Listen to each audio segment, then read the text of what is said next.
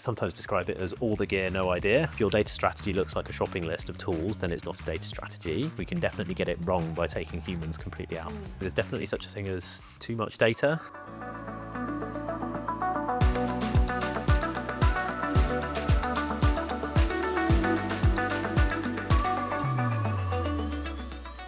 Welcome to Connected Conversations. I'm Jacqueline Shakespeare, consulting partner at Sullivan & Stanley. We recently hosted a community breakfast to explore data transformation, the value it brings, and some of the challenges organisations are facing. While headlines focus on the latest tools and models, the real challenge is how businesses organise to unlock value from data. It's less about algorithms and more about people, culture, and collaboration. We heard how organisations are still grappling with data quality, siloed teams, and linking efforts to business outcomes. The big takeaway? Data only becomes a competitive advantage when it drives better, faster decisions, and that means connecting people to data in meaningful ways. Today, we're continuing the conversation. I'm joined by Matt Austin, our data transformation expert at SNS, to explore how leaders can make data work for them. We'll talk about the role of humans in data-driven decision-making, cutting through overload, and what it looks like when data truly drives action. Matt, welcome to Connected Conversations today. Thank you for having me. So, although you spend most of your time immersed in data, you started off somewhere very different, I notice. Yes. And you have a PhD in astrophysics? I do, yes. It was quite a while ago now, and I definitely keep that on the down low, so good that we're telling everyone now, although it's very clear for people to see. Yes, I started in the world of physics and astronomy as a research scientist, looking into hot, massive stars, and that was fun. Probably what gave me my start in the world of data, really. Okay. Investigating, collaborating, looking for the reasons behind things. And that's where I got my start. Moved out of that when I realised academia wasn't quite for me. Right, okay. Landed in the world of consulting. Where you've been ever since? Yes. And primarily working with data transformation and strategy? Yeah, lots of what we would call digital transformation, and many people still do call digital transformation. I worked in a variety of different places for government clients, large information services organisations, consumer goods companies, quite a cross-industry mix, I suppose, doing different forms of digital transformation. For me, that tended to involve a lot of data, be it working as a product manager on a data warehouse back in the day when everyone was building data warehouses, or as kind of an external consultant on how companies should build metrics and use them effectively. So I did that with a few different companies, kind of part of their strategy.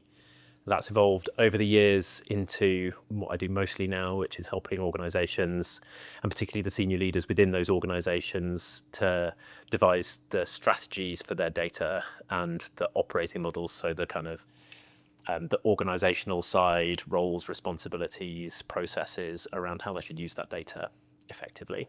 Okay. I know that you're really passionate about data and the value it can bring to organisations. So we'll start there a little bit. So quite often we hear about being data-driven as a goal for organisations. But when it's done well, data becomes much more than dashboards and reporting. It becomes a real driver of business impact, doesn't it? And so when organisations get it right, what kind of value do you see them unlocking? Yeah, data-driven is a phrase that's been used a lot, particularly in recent years. I still like it. I am probably tending towards things like data-guided or data-led, and I can talk a bit about why that is later, because I think it's a lot more about how humans, we use data for the purposes we wish to use them for. The value ultimately is really around the concept of decisions, actions, and outcomes for businesses. So whilst I'm very passionate, as you say, about data, data for its own sake is, I would say, even stronger than most worthless. And a lot of companies do struggle with having a lot of data and not being able to do much with it, or not knowing how to do things with it. So the value really comes down to being able to make better, faster decisions, be they big strategic decisions, should we make a particular acquisition, down to more everyday kind of operational decisions. If I'm a field salesperson, which customer should I go and see and why? and what will that mean? And increasingly with the onset, or maybe not onset, the latest wave of AI and automation, might that mean fewer decisions as well? Can we reduce the complexity in our decision landscape in enterprises? So that's one main thing. Ultimately, then you're looking at things like enhancing customer experiences or employee experiences, making your operations more efficient, I don't know, streamlining manufacturing or whatever it might be, and a healthy amount of adherence to external mandates that you might find you've got as an organization. So maybe it's carbon emissions targets or something like that. Most of those have behind them a very pure kind of business driver, like we need to control cost, or we need to increase margin, or we need to do something to improve our reputation in the marketplace, so that you should be able to trace back to valuable decisions, actions, outcomes that mean something for your business.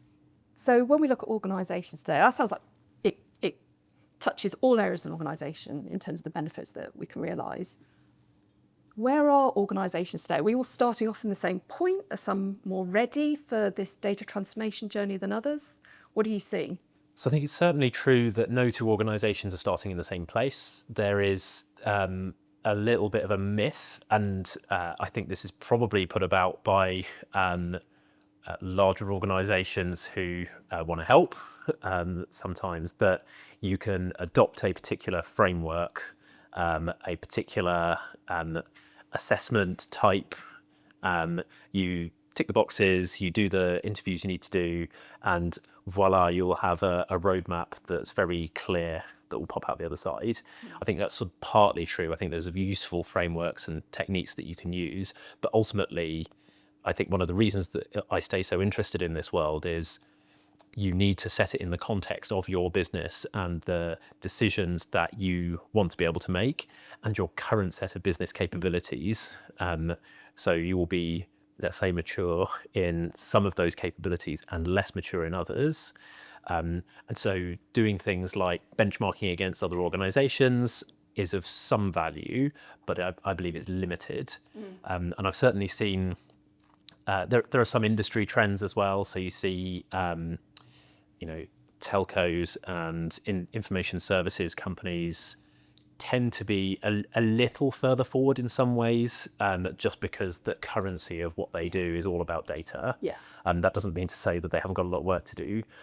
Other companies I've worked with before, in particular in the world of things like manufacturing and consumer goods, they have other strengths, but they maybe have some legacy troubles related to the nature of their business, how they collect the data, the fact that it's got such a direct correlation to what's going on with the consumer, that maybe make it more difficult. And so, yeah, I think as I said, the understanding of where a particular organisation is, where they want to go, and their current set of business capabilities to enable it to go there is a really good starting point to see how they can get there.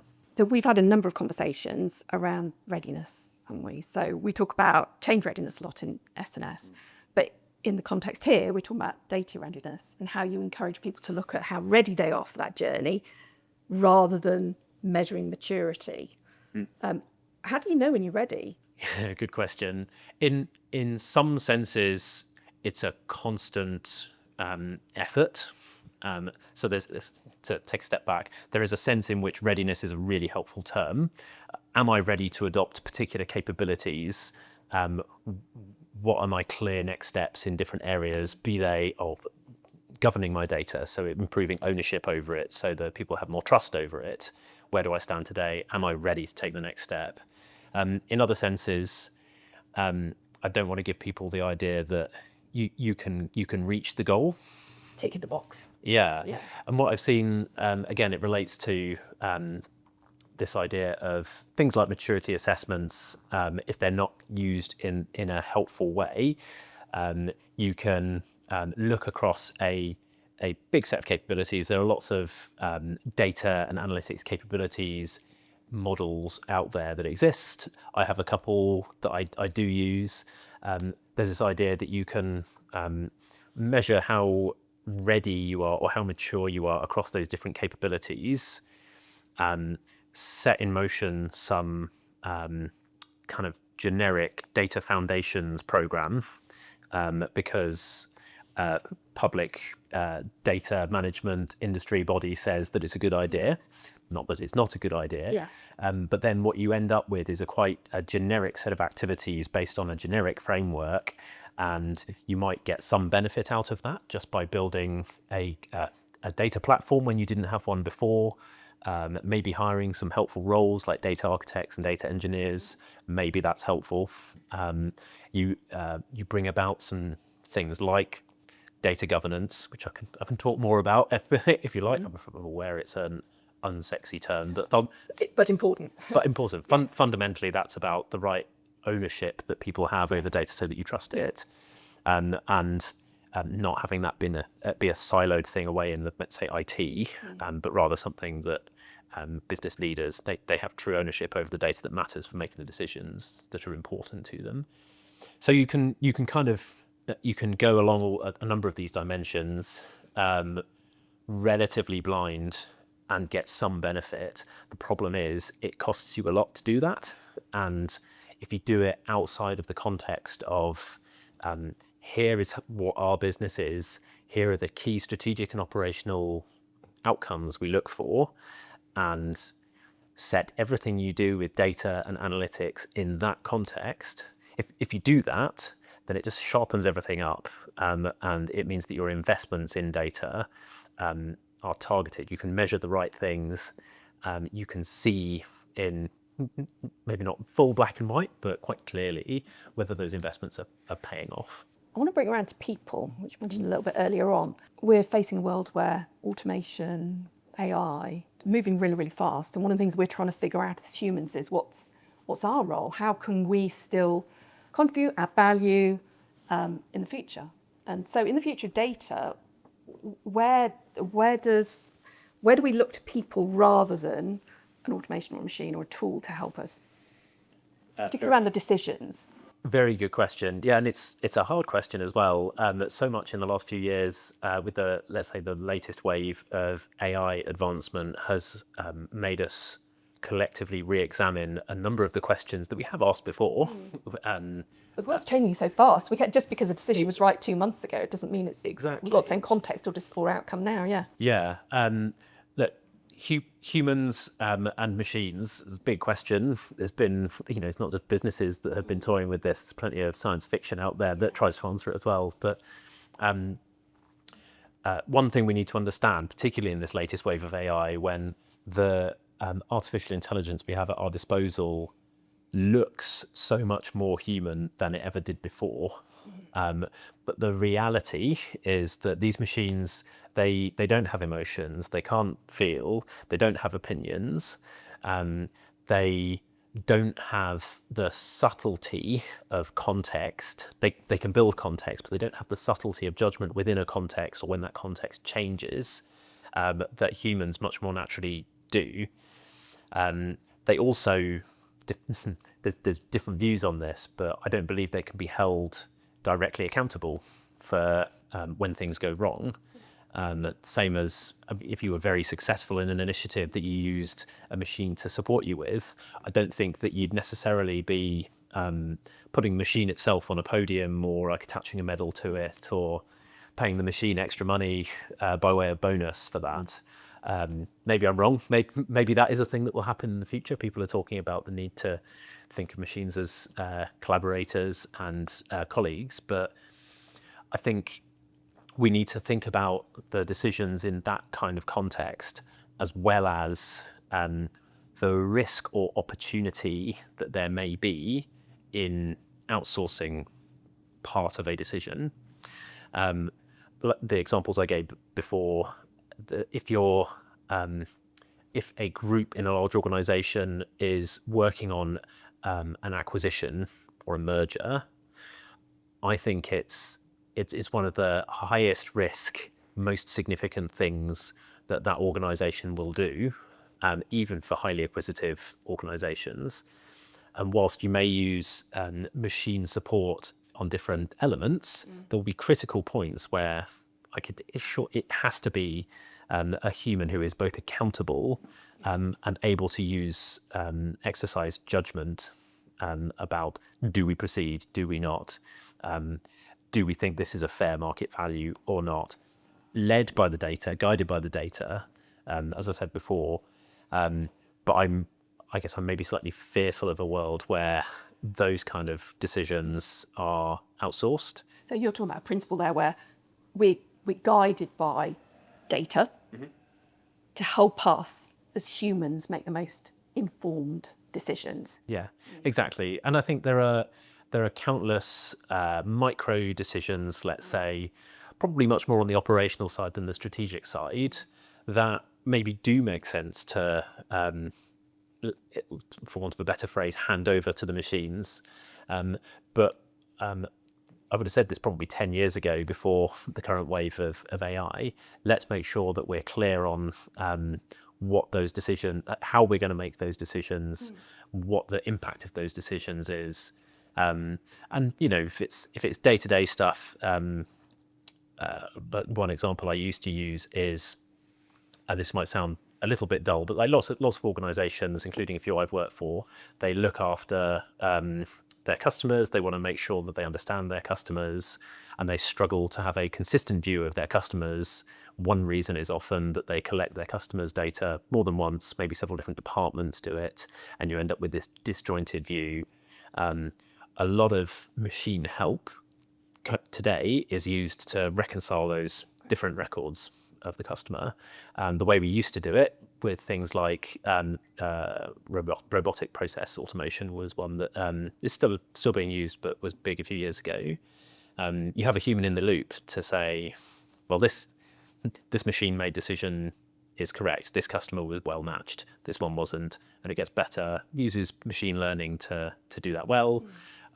Relatively low risk, because if your current reality is you're miscommunicating with your customers or you're invoicing them more than once, then if you improve even 50% of those records, then you're starting to win. The goal should definitely be more like 90-95% and upwards. So I think there's, and using my field sales example from before as well, you can use snazzy algorithms to, based on lots of data, to try and inform a field salesperson. You should go visit this customer for this reason on this day, and by the way, here's some products they may be interested in, or here's how you might consider upselling. That's all useful, but it's the salesperson with their iPad standing in front of the customer who needs to make the judgment, and who can understand, they can have empathy with the person in front of them, decide whether that's right, whether today's the right day. And I think that's something that will be very difficult to get right. But I think we can definitely get it wrong by taking humans completely out. So data is something we can hold on to, right? So it's quite nice in ways. It's tangible. We see it, we can put in spreadsheets. So there's a little bit of a safety feeling there almost by collecting data, because we know it's a good thing, it's going to help us inform decisions. But sometimes we stay in that analysis space for quite a long time rather than moving. And we see organisations sometimes where we have a lot of reporting going on, but we're not necessarily even sure whether the reports are read, never mind whether they're influencing some of the value decisions within that space. When does collating the data move from being helpful into a hindrance, and how do organisations spot that and start to course correct? Yeah, a good question. There is, I think there's definitely such a thing as too much data, and there's lots that we've got more data in the world, in our companies, in businesses now than we ever had before. I think you gave one example there. If it feels like you have an industry in your organization of producing reports, and if you go and speak to the people producing them and ask them questions like, yeah, why are you choosing it? What decision is this going to help somebody to make? Do you know who is going to be making that decision? I've been in one client organization before where we did exactly that exercise, big information services firm, and there were pockets where people were able to tell you that. And interestingly, they tended to be the pockets of the organization that had the fewest dashboards or reports that they had in use. And now I'm the last person who wants to put causation and correlation in the wrong places, but that tells an interesting story. And I have seen similar things more anecdotally over the years. If you produce vast quantities of reports, I've got to get the weekly report out, or I need my machine friend to get the weekly report out for me. But what is it helping you to do? So if you can't articulate that, then that's a bit of a warning sign. I think if you have data initiatives going on in your organization, and you scrutinize them and you ask what is the ultimate goal of this? Are we doing this for a clearly defined business reason? Does it clearly connect to any of our strategic objectives? Can we draw that straight line to a decision, action, or outcome? And the answer is no. And instead, maybe the answer is, but we know we need to build our data foundations, but because we know that companies are doing that like ours, or we know that we should implement ownership over data governance. Like I said before, those are important things to do, but if they're undirected, then it's a bit of a warning sign for me. For leaders watching this, how do they know where to start? I would say do look at your key business decisions. Start with something. If you're starting with data, you're actually probably not in the right place. Let's start with things that are critical to your business. One of the things that when I go into clients, I try and see how long I can go without saying the word data or similar words like analytics, not because I don't love it, but because it's not an end unto itself. And I hear, sorry to interrupt you, but I've heard all the way through this conversation, you've repeatedly talked about keeping that ambition in mind, actually shifting the focus from today and what we're collecting data and looking at the world now and keeping in mind where we're trying to get to, and that then informs the journey and how we go about things. Yeah, you can start small, but you should think big. And I think there's a need to establish a clear strategy for your data.